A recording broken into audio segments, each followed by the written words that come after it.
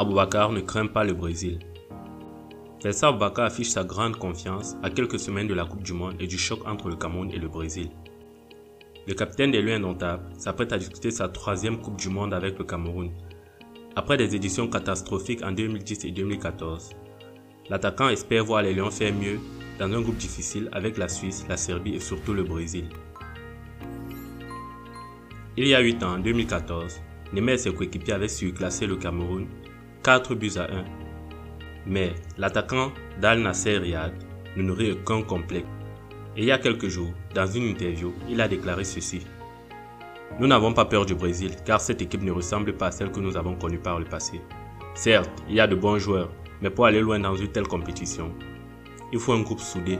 Sans ce collectif, aligner les grands noms ne sert pas à grand chose, a déclaré Vincent Aboubakar.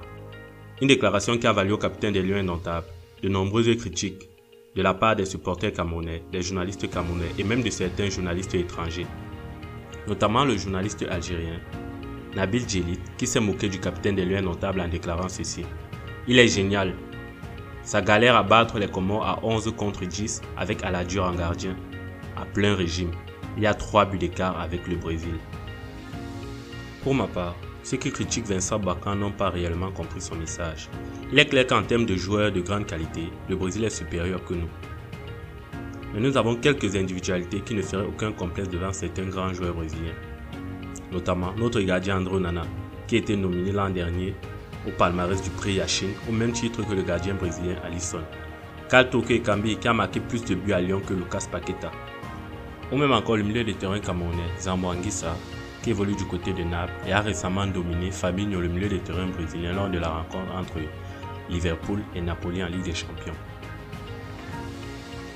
Ce sur quoi on peut également compter, c'est la grosse qualité mentale du Cameroun. On l'a vu en Coupe d'Afrique, lors du match entre le Cameroun et le Burkina Faso, où ils sont menés 3-1 et réussissent à remporter le match 4-3. On l'a également vu lors du match qualificatif contre l'Algérie à Blida, où ils remportent le match à la dernière seconde. La puissance physique et la combativité qui nous permettent souvent d'imposer notre rythme, l'organisation tactique qui nous permet souvent d'étouffer nos adversaires. On va rappeler que grâce à ces points, notamment la combativité, le Cameroun avait déjà battu le Brésil en 2000 à 9 contre 11 et également en 2003. Donc, pas impossible de le refaire. Dans la suite de son entretien, le capitaine des Lions indomptables a notamment déclaré ne rien envier à l'équipe du Brésil. Nous n'avons rien envié au Brésil.